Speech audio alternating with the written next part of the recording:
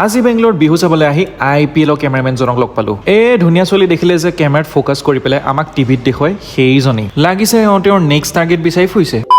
নমস্কাৰ সকলোকে, মই হলো সমলৰ Ricky, staying in Bangalore and welcome back to my mini vlog. আজি নৰ্থ ইষ্টৰ গোটেইখিনি ৰাজ্যই মিলি পেলাই এখন বৃহৎ নৰ্থ ইষ্ট ফেষ্টিভেলৰ অৰ্গেনাইজ কৰিছে। মানে মোৰ ব্লগটো দিয়া অকণমান দেৰি হ'ল, 2 সপ্তাহ আগতেই পাতা এখন। কি কৰিব আৰু, মোৰ জীৱনটো বহুত ব্যস্ত হৈ গৈছে, একেবাৰে ভ্লগ এডিট কৰিবলৈ হাৱাই পোৱা নাই।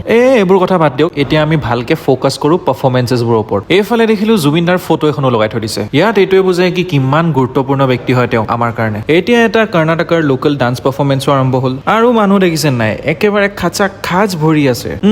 মোৰ যিমান মনত আছে এওঁ এজন পলিটিচিয়ান, গান গাই বৰ ভাল পায় বোলে, কিন্তু কোনখন ষ্টেটৰ আছিলে সেইটোহে পাহৰি থাকিলো।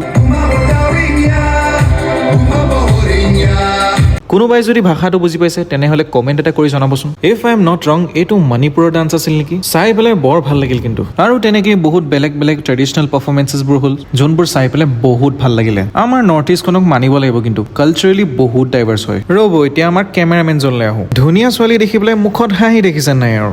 IPL কেমেৰামেনজন মোৰ এওঁৱে লাগিছে। আৰু ফাইনেলি আমাৰ এতিয়া বিহু আৰম্ভ হৈ গ'ল। চিনেমা এখনত যেনেকে মেইন হিৰোটো একেবাৰে লাষ্টত আহে ষ্টেজ হিলাই দিবৰ কাৰণে, আমাৰ বিহু পাৰফৰ্মাৰ্ছবোৰো তেনেকেই আহিছে।